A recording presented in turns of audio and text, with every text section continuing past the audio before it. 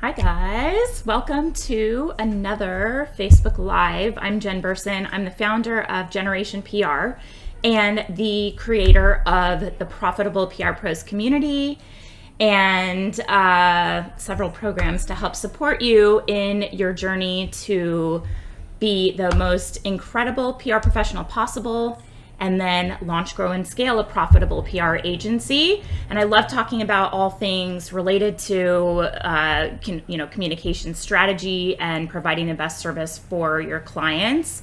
I'm a little I keep doing my Facebook Lives at 11, and that's when our sitter comes for the kids. So it's always this distracting meet and greet at 11 right when I start. So, I love talking about all these things because I felt like when I started my career, this was just completely missing. I've mentioned before that I used to be a civil litigation attorney, and I started a PR firm, just kind of career 180, decided to do it. And I've been running my business for 15 years now. And I'm so passionate about teaching others how they can have successful businesses on their terms. And one of the core premises that I operate from is providing the best service possible so that your clients don't want to leave, so that you can create a solid foundation in your business of consistent, predictable, recurring retainer revenue, keep those clients in the door, and then build on that solid foundation when you add new business. And then if a client leaves, it's not a big deal because you know what you have to do to grow your business again, and it's never like this panicked situation. And so we always look to optimize the efforts we're making so that we can get the best results for our clients without more effort, without spinning our wheels. Okay, so one of the things I want to talk about today is possibly a reason why your current pitching strategy may not be working and how to fix it. And the number one thing that you need to start doing or start doing more effectively to get more PR features for your clients, and a little simple tweak that you can make to save time when you're pitching. So this may be a challenge that you're facing. Right now, you're spending so much time researching outlets, building a solid strategy, building a media list that's the right fit for your clients. So you're doing the work.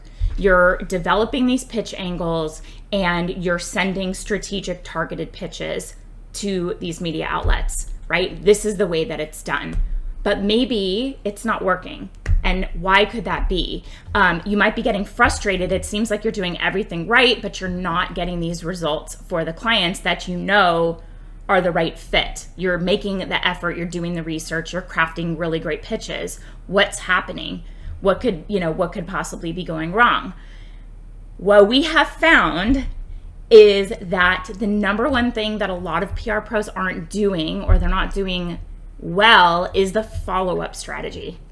Okay, it's not just following up in general, but going about it the right way. And we like to call it in our programs the art of the follow-up, because there really is an art to it. So if you're not securing enough features, this may be where you need to focus. We have found in our business that 80%, it's a pretty high percentage, 80% of our pitches are converting in the follow-up. Not the first time that a pitch is sent, but 80% is coming about during the follow-up period. So if you're not doing it right, you are significantly leaving opportunities on the table, and it's costing you time, costing you money, and maybe getting less than stellar results for your clients, which is costing you, opportunities.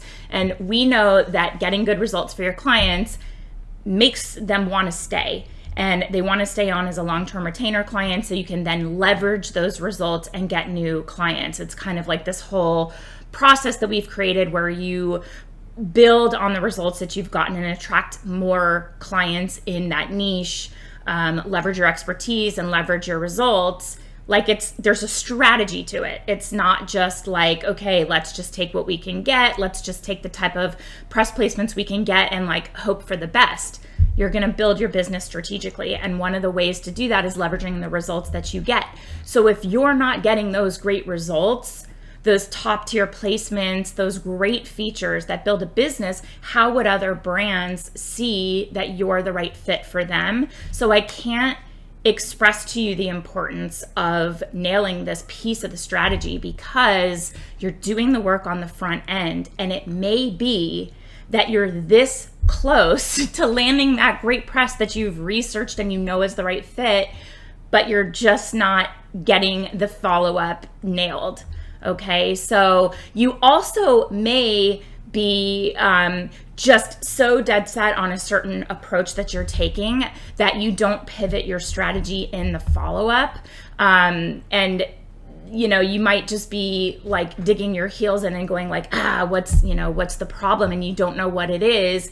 You have to be strategic about it. So, in order to make this work for you, there's some things I want you to stop doing, and then some things I want you to, lean into a bit. So, you might be ditching those great initial pitches and pivoting and creating brand new pitch angles before you've even taken the effort to see if there's any traction possible for those. You could be missing out on these PR features for clients that you're so close to securing, but you just didn't even know it. Like, it's within your grasp, but you're walking away before it comes to fruition. How frustrating is that? Where if you just were a little bit more strategic in the follow-up, you could convert those placements. You could make those connections with your editors and journalists and media contacts, giving them what they want, what they know is the right fit for their audience, and positioning it just the right way where they're like, oh, okay, I see what you're talking about. So instead of just like leaving these great ideas on the table because you send a pitch, maybe you send one kind of, nudging type follow-up and nobody replies, and then you walk away, like there's possible opportunity that you just left, right? And so we want you to follow up correctly so that you can convert more pitches without having to completely redo your strategy. Following up in a way where you are pushing forward with, passion and tenacity and patience and persistence, but not harassing and annoying and being like a pest. I know a lot of us go like, I don't want to follow up because that's seen as annoying. You want to follow up in a way that's seen as helpful, that's seen as sharing a great idea, seen as adding value, seen as being passionate about the work that you're doing. That's magnetic, right? You know the difference. Have you ever seen those pitch follow-up emails where the person's like, was it something that I said? And you're like, yeah, it's that. You're annoying and you're awful. Obviously, we're not going to be that. We're going to be more helpful and strategic and add value in the follow-up. But this is what leads to more client satisfaction, saves you time following up in a correct way that'll help you convert more pitches without having to completely retool your strategy. So this will lead to landing, better conversion rates. A lot of that effort has to do with the front end work that you're doing, creating the right targeted list. And instead of sending 100 generic pitches to 100 media contacts, you're lasering in on the right outlets that are absolutely the right fit for your clients, and being really strategic in the pitches you send. And those are the right pitches. So when you follow up, you're doing it in a way where you're adding value, you're bringing your idea to the top of their inbox, jogging their memory in a helpful way. And you're adding value to that person on the other end. So rather than being annoying, you're being a partner to them, right? That's the mindset shift. It's subtle, but that's what has to happen. And the other thing I want you to do is keep track. If you're not tracking these efforts, keep track of your pitches and your follow-ups. Like, how many pitches are you sending that are converting? Are they converting from the original pitch, or is it from the follow-up? If a large number of your pitches aren't converting, even if you're following up, that could be a red flag that your follow-up strategy needs work, okay? So just know that most placements come as a result from a strategic follow-up. 80% in our agency, that's no small number. So nail this and you will, nail your kind of outreach strategy for your clients and land better results. And that just leads to more opportunity to leverage those results, draw in bigger clients, hire retainers, and carve a niche for yourself as the go-to expert in your, in your field, in your niche. Become known as something in that field so people seek you out.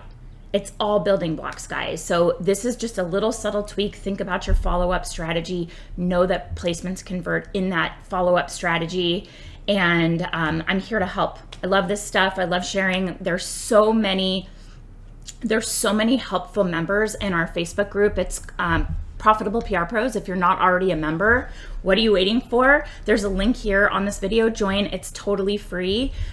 Really helpful collaborative community of PR professionals that will energize you, that will be there to support you and collaborate with you if you have questions, you need resources. These are your people. Okay, so join us in Profitable PR Pros. And there's strategies like this that we can share and then some. We're here to ensure that you become as successful as possible in your business. And that starts with solid fundamentals, okay? So think about your follow-up strategy. You may be leaving opportunity on the table, and how can you approach it in a way where you're adding value and converting more features, converting more pitches to land features. Okay, guys, that's what I have for you this week. Take care, be well, and we'll see you soon. Thanks so much.